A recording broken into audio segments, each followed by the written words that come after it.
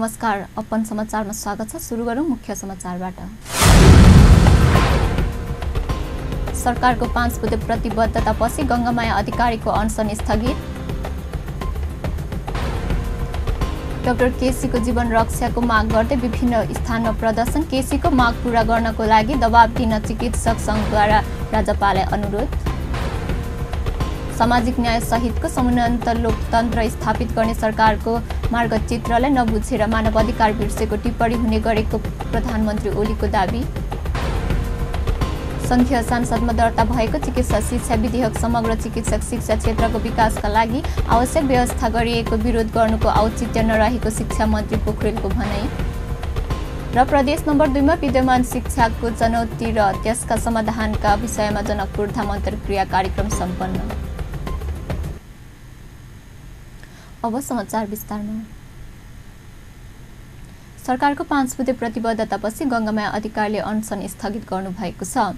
राष्ट्रिय मानवाधिकार आयोगका अध्यक्ष अनुप राज शर्मा सहित अधिकार कर्मीहरूको उपस्थितिमा सरकारको तर्फबाट कानुन न्याय तथा संसदीय मामिला मन्त्री शेरबहादुर तामाङले 5 बुँदे लिखित प्रतिबद्धतालाई शीघ्र सम्पन्न गर्ने प्रतिबद्धता सहित अनसन तोड्न आग्रह गर्नुभएपछि सरकारको आग्रहलाई अधिकारीले स्वीकार गर्नुभएको हो। मन्त्री तामाङले प्रतिबद्ध पालना गर्ने बेहोराको पत्र पढेर सुनाई हस्ताक्षरपछि गङ्गामायालाई दिनुभएको थियो। मन्त्रीले प्रतिबद्धता पत्रमा हस्ताक्षर गरेपछि गङ्गामायाले जुस खाएर अनसन तोड्नु भएको थियो। अब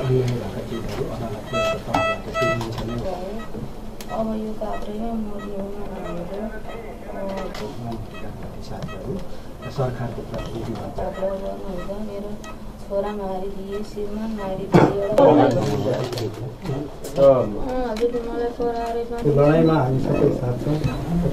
यसअघि प्रधान न्यायाधीश अनुप राज शर्माले न्यायको लडाईँमा आफूहरू पनि सँगै रहने र सरकारको प्रतिबद्धता कार्यान्वयनको अनुगमन गर्ने भन्दै गङ्गामायालाई आश्वस्त पार्नु भएको थियो।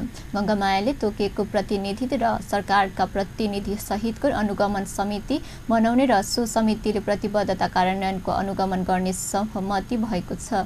सरकारले गङ्गामायाको उपचार खर्च बेहोर्दै दैनिक जीवनयापनका लागि 1 करोड अक्षय कोष स्थापना गर्ने भएको छ। अनसन तोड्नु अघि अधिकारी कर्मी सहितको मन्त्रीको टोलीले श्रीमानको लासमाथि कुल्चेर न्याय माग्नुपर्ने अवस्था सिर्जना गरेर सरकारले आफूलाई फाँसी दिएको भन्दै न्याय दिलाउन माग गर्नुभयो।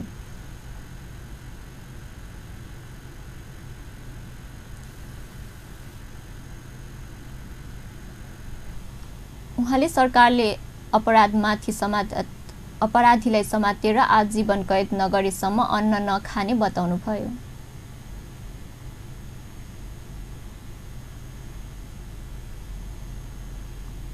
गङ्गामायाले सरकारले प्रतिबद्धता पूरा गर्नका लागि जम्मा 10 दिनको समय दिनुभएको छ।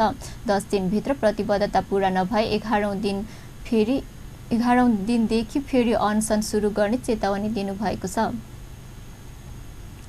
गङ्गामायाले आफ्नो छोरा नूर प्रसाद अधिकारीसँगको भेटघाटको व्यवस्था मिलाउन पनि आग्रह गर्नुभएको छ।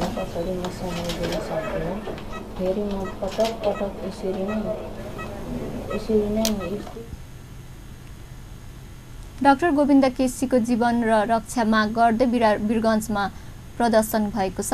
नेपाल चिकित्सक सङ्घ पर्साको नेतृत्वमा स्वास्थ्यकर्मीहरूले वीरगञ्जको घर नजिकै प्रदर्शन गरेका हुन्। 14 दिनदेखि अनसनरत डाक्टर केसीको स्वास्थ्य अवस्था जटिल बनेपछि सरकारले वास्ता नगरेको उनीहरूको गुनासो छ।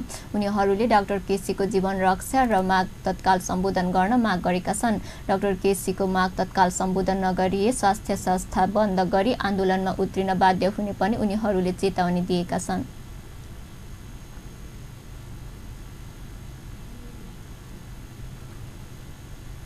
डाक्टर गोविन्द केसी समर्थनमा शिक्षण अस्पताल महाराजगञ्जका आवासीय चिकित्सकहरू शैक्षिक गतिविधि बन्द गरेर आन्दोलनमा उत्रिएका छन्। डाक्टर गोविन्द केसीको मागले सरकारले सुनवाई नगरेको भन्दै आवासीय चिकित्सकले उहाँले आन्दोलनमा ऐक्यबद्ध जनाउँदै शैक्षिक गतिविधि बन्द गरेर आन्दोलनमा उत्रिएका हुन्। डाक्टर केसीको 15औं अनसनको 14 दिन भइसक्दा पनि माग सम्बोधनमा सरकार उदासीन देखिएकाले बाध्य भएर शैक्षिक गतिविधि बन्द गरी आन्दोलनमा उत्रिन परेको आवासीय चिकित्सकहरूले बताए। आवासीय चिकित्सकको आन्दोलनका कारण बिरामीको उपचार सेवा भने प्रभावित भएको छैन।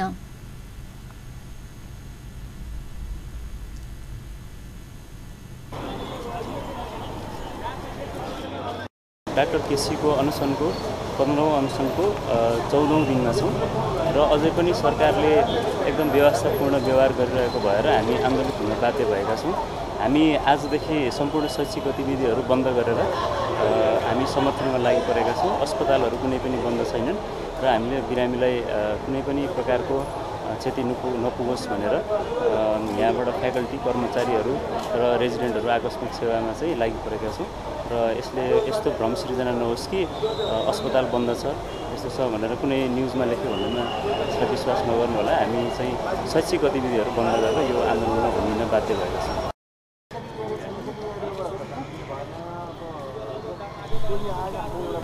शिक्षा र अस्पताल महाराजगञ्ज विगत सरकारले ल्याएको चिकित्सा शिक्षा विधेयकलाई जस्ताको त्यस्तै संसदबाट पारित गरियोस् भन्दै डाक्टर केसी जुम्लामा अनसनरत हुनुहुन्छ। नेपाल चिकित्सक संघले अनसनरत प्राध्यापक डाक्टर गोविन्द केसीको जीवन रक्षाका लागि विशेष पहल गर्न आग्रह गर्दै राष्ट्रिय जनता पार्टीले ध्यानकर्षण पत्र बुझाएको छ। संघका पदाधिकारीले शुक्रबार राजपा अध्यक्ष मण्डलका संसदलाई भेटी गुणस्तरीय चिकित्सा शिक्षा र स्वास्थ्य सेवाको विषयमा अनसन बस्नुपर्ने अवस्थाले चिकित्सकीय पेसाको मर्यादामा धरापमा पर्दै गइरहेको अनुभूति भएको भन्दै डाक्टर केसीको जीवन रक्षाको लागि विशेष पहल गर्न आग्रह गरेको हो। भेटमा चिकित्सकहरूले चिकित्सा शिक्षा विधेयकको वास्तविक भावना र मर्मलाई तोडमोड गर्ने सरकारको निर्णयले आफूलाई दुखी र आक्रोशित बनाएको बताए। डाक्टर गोविन्द केसी गुणस्तरीय चिकित्सा शिक्षा र स्वास्थ्य सेवाका विषयमा 15 पटक आमरण अनसनमा बस्नुपर्ने बाध्यात्मक घटनाक्रमले नेपालमा चिकित्सकीय पेसाको मर्यादा नै धरापमा पर्दै गइरहेको अनुभूति हामीले गरिरहेका छौँ। यस विषयमा यहाँले डाक्टर केसीको जीवन रक्षाका लागि नेपाल सरकार समक्ष विशेष पहल गरिदिनु हुन हार्दिक अनुरोध गर्दछौँ। हालै चिकित्सा शिक्षा विधेयकको वास्तविक भावना र मर्मलाई नै तोडमोड गर्ने सरकारी निर्णयले हामीलाई निकै दुखी र आक्रोशित बनाएको छ। यति बेला आम नागरिकले प्रश्न गरिरहेका छन्, गुणस्तरीय चिकित्सा शिक्षामा आम विद्यार्थीको पहुँच पुर्याउने र गुणस्तरीय स्वास्थ्य सेवामा नागरिकको अधिकार स्थापित गर्ने जिम्मेवारी कसको हो? नागरिक अधिकारको संरक्षण कसको हो?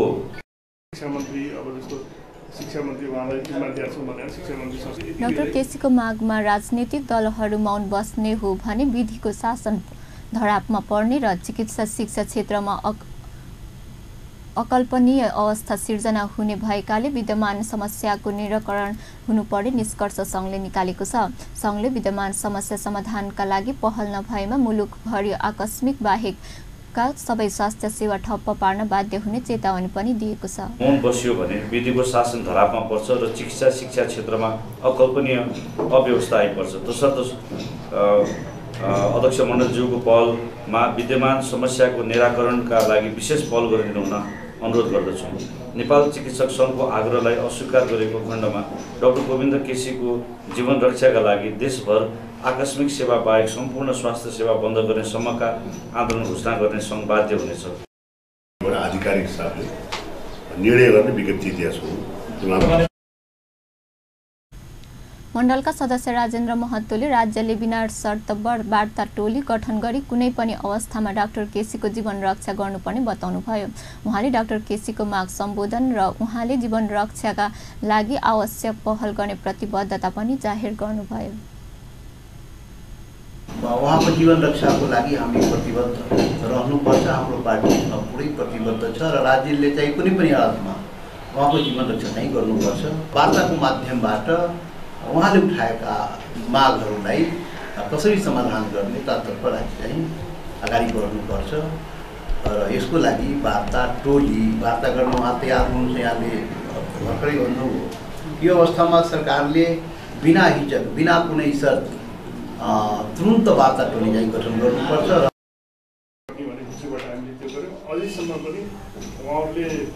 यथास्थितिमा नै चिकित्सा शिक्षा विधेयकलाई संसदबाट पारित गर्नुपर्ने माग गर्दै डाक्टर केसी जुम्लामा अनसनरत हुनुहुन्छ। अब समाचारमा विश्रामपछि समाचारमा स्वागत छ। अब बाँकी समाचार। प्रधानमन्त्री केपी शर्मा ओलीले मानव अधिकार नबिर्सेको स्पष्ट पार्नु भएको छ। प्रधानमन्त्री ओलीले सामाजिक न्याय सहितको समुन्नत लोकतन्त्र स्थापित गर्ने सरकारको मार्गचित्रलाई नबुझेर मानव अधिकार बिर्सेको टिप्पणी हुने गरेको दाबी पनि गर्नुभयो। उहाँले 21औं शताब्दीको मानवीयता, मित्र, स्वतन्त्रता, सुरक्षा, सम्मान जस्ता सबै विषय पढ्ने भन्दै प्रेस स्वतन्त्रता र मौलिक हक प्रति सरकार सचेत रहेको स्पष्ट पार्नुभयो। 205औं जन्म जयन्ती मनाइरहेका छौँ। जैविक र मानवीय न्यायोचित आवश्यकताहरूको परिपूर्ति पहिलो कुरा हो। त्यसपछि अरू सबै। यसो भनिरहँदा स्वतन्त्रताका हकहरू, मौलिक हकहरू, मानव अधिकार आदि बिर्सियो भन्ने होइन। यी कुराहरू जैविक र मानवीय भनेका भित्र आजको 21औं शताब्दीका मानवीय आवश्यकताभित्र स्वतन्त्रता, सुरक्षा, सम्मान सबै चिज यसभित्र पर्दछ। हामीले भनेको सामाजिक न्याय सहितको सम्पूर्ण लोकतन्त्र हो र मानव जातिको सुख त्यसमा छ। जो तपाईँ आफूलाई मनपर्छ त्यो अरूले पनि मन पराउँछ, जो तपाईँ आफूलाई मन पर्दैन अरूलाई पनि मन पर्दैन।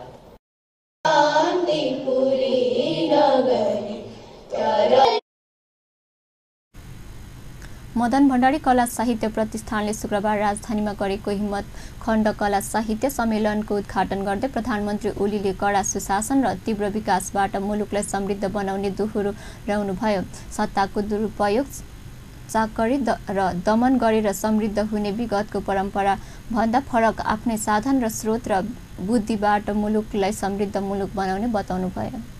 अब औपनिवेशिक जमाना सिद्धि, अरू देशको कच्चा पदार्थ, कच्चा स्रोत, अरू देशका स्रोतहरू कब्जा गरेर लुटेर अरूमाथि शोषण गरेर कोही धनी हुन सक्दैन। अब त्यो समय गयो। अब आफ्ना साधन, स्रोत, व्यापार, बुद्धि यी कुराहरूको बलबाट समृद्धि हासिल गर्ने, अरूको शोषण माथि भर परेर होइन, अरूको शोषण र दमन माथि भर परेर होइन। साथीहरूलाई मञ्चमा आसे विश्वमा कुनै पनि मुलुकको धनी भएर विकास गरेको नभई विकास गरेर धनी भएको भन्दै प्रधानमन्त्री ओलीले देशको विकास गरेर समृद्ध मुलुक बनाउने बताउनुभयो। शिक्षा मन्त्री गिरिराज मणि पोखरेलले संघीय संसद दर्ता भएको चिकित्सा शिक्षा विधेयक समग्र चिकित्सा शिक्षा क्षेत्रको विकास र प्रबन्धनका लागि आवश्यक व्यवस्था गरिएको विरोध गर्नुको औचित्य नरहेको बताउनु भएको छ।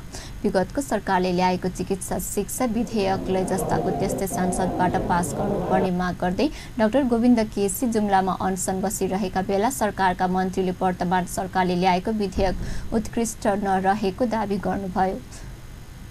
डाक्टर केसीके जस्तै मेहनत आफूले प्रतिस्थापना विधेयक ल्याउन गरेको भन्दै उहाँले त्यो संसदबाट पास नभई फिर्ता भएपछि फेरि विधेयकलाई संसदमा दर्ता गरिएको बताउनुभयो।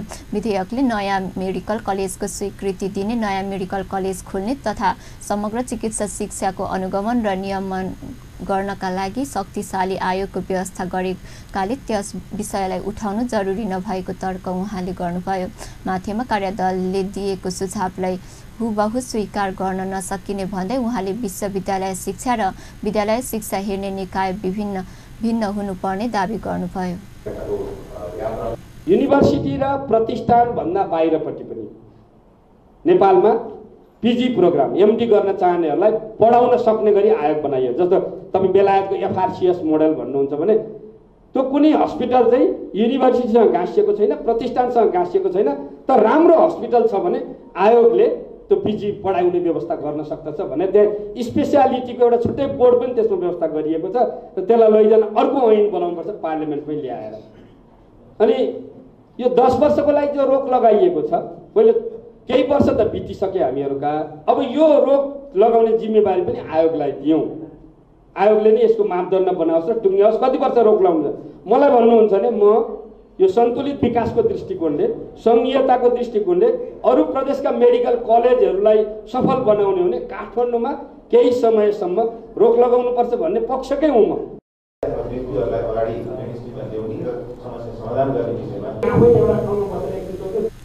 विधेयकमा छात्रवृत्तिमा एमबीबीएस अध्ययन गरेका विद्यार्थीले कम्तीमा सुगममा 3 वर्ष र दुर्गममा 2 वर्ष सेवा गर्नुपर्ने 30 सदस्यीय आयोगमा सत्रमा झारिएको र एउटा विश्वविद्यालयले कतिवटा सम्बन्धमा दिने लगायत विषयको अन्तिम टुङ्गो लगाउने जिम्मा पनि आयोगलाई दिएको स्पष्ट पार्नुभयो।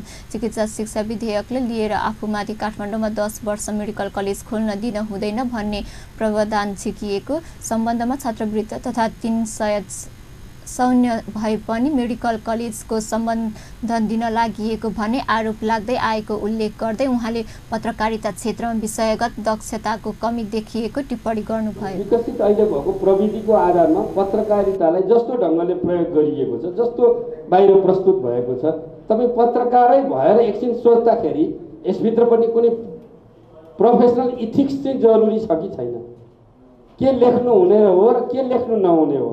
तपाईँ गएका हप्ताभित्रका राष्ट्रपति, प्रधानमन्त्री, प्रतिपक्षी दलका नेता या अरूलाई आधारित गरेर आएका सामग्री हेर्नुभयो भने पनि मतलब त्यो चाहिँ गर्नुहुन्छ कि हुँदैन त? अहिले उठेको बहस चाहिँ यो हो।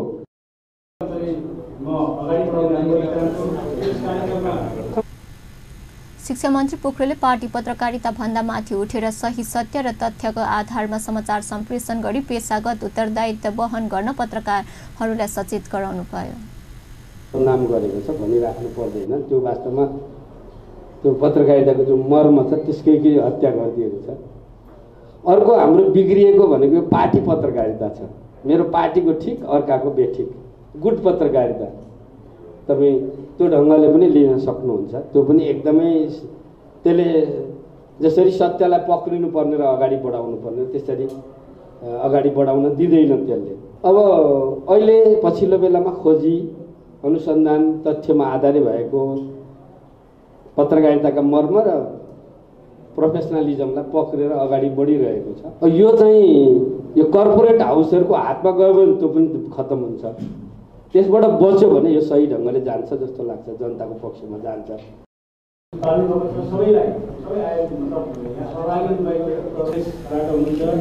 शिक्षा विभाग र नेपाल पत्रकार महासङ्घले शुक्रबार राजधानीमा गरेको शिक्षा पत्रकारिता पुरस्कार वितरण कार्यक्रम शिक्षा क्षेत्रका काम गर्दै आएका पत्रकारहरूले पुरस्कृत गरिएको थियो।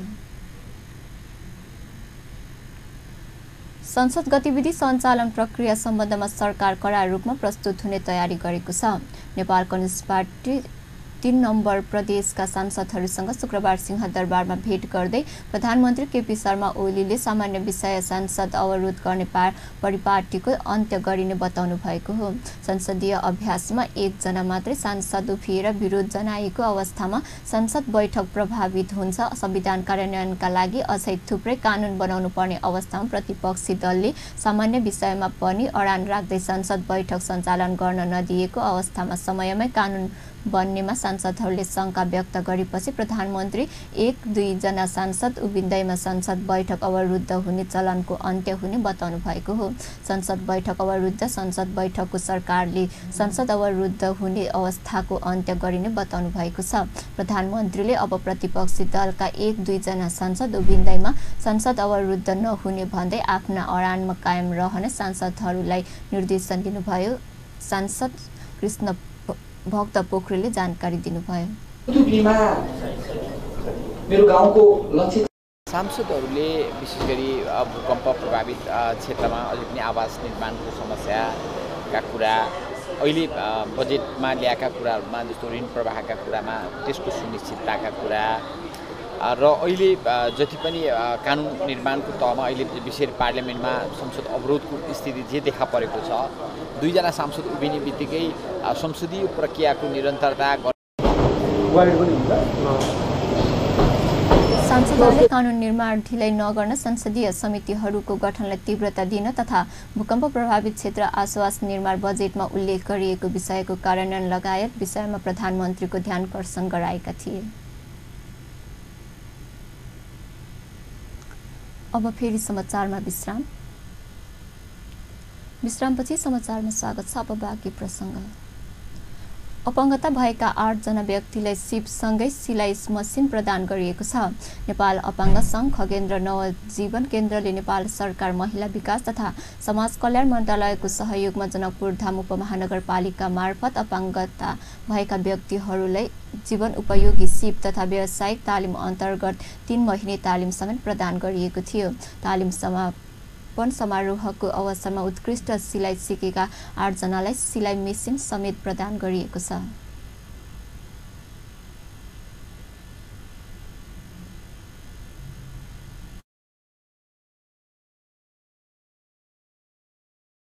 सीप मूलक भेलै और जे अपन बेसहारा छै जेकर कोनो आय उपाय नहीं छै ताई के लक हम सब एकटा तालीम भेलै एकटा सीप मूलक भेलै और जे अपन बेसहारा छै। तालिममा सहभागीहरूको अपाङ्गता भएका व्यक्तिले आत्मनिर्भरता बनाउन तालिम सहयोगी रहेको बताए। सिकाइलाई व्यवसायमा परिणत गर्न आवश्यक रहेको समेत उनीहरूले बताए। तालिम भेलै एकटा सीप मूलक भेलै और जे अपन बेसहारा छै जेकर कोनो आय उपाय नहीं छै ताई के लक हम सब एकटा नेपाल पेंशन और हमरा सबके केंद्रीय कार्यालय जे है ओकरा हम मुड़ी मुड़ी धन्यवाद दे बचाबे जे एहने कार्यक्रम सब अवैत रहे। नेपाल सरकार के अभी नया जो संविधान बनने निर्देशिका जो बन रही है बहुत सेवा सुविधा के व्यवस्था कल सेवा सुविधा से निश्चित रूप में अपांगता भेल व्यक्ति सबके विभिन्न किस्म के तालीम सब दिल जाते जैसन जे व्यक्ति के आवश्यकता है तै किसिम के सामग्री सब तालीम सब उपलब्ध कराएर आत्मनिर्भर। केन्द्रले प्रत्येक वर्ष यस्ता तालिमहरूको योजना गर्दै आएको छ।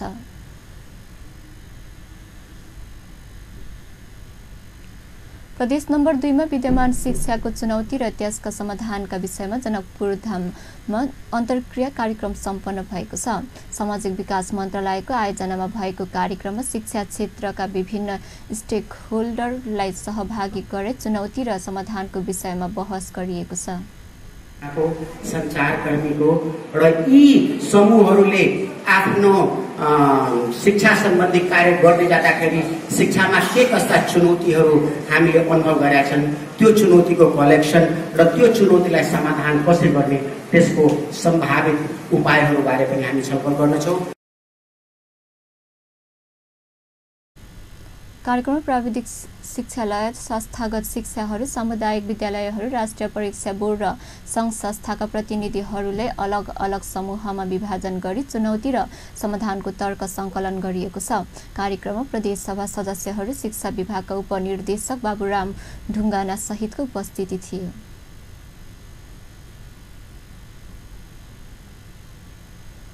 अन्त्यमा मुख्य समाचार पुनः एकपटक। प्रदेश 2 का मुख्यमन्त्री लालबाबु राउत